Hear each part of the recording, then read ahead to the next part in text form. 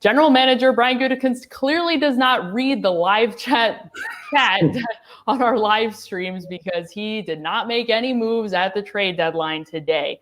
ESPN reported that Gutekunst was in communication with the Houston Texans about wide receiver Will Fuller. However, the Packers were not willing to meet the Texans' asking price of a second-round pick. Why did Gutekunst decide to save his money and his draft pick?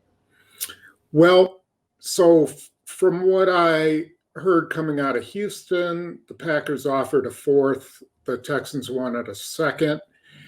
And if you think about it, it makes sense. Gutekunst, so Will Fuller is in the final year of his contract.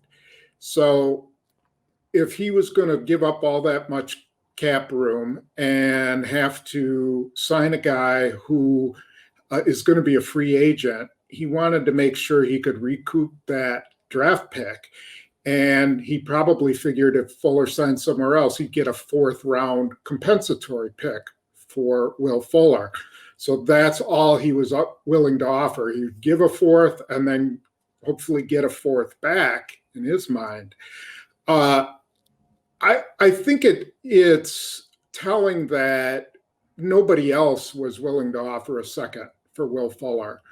And, usually the market tells you, what kind of competition you're having with somebody else. And I have not heard any other teams tied to Fuller. Now, we'll see. Deshaun Watson and Fuller could wind up setting records the rest of this year, and then everybody will be kicking Gutekunst. But, he has to make a decision for the long-term good of the franchise, and I guess that's what he thought was the right thing to do.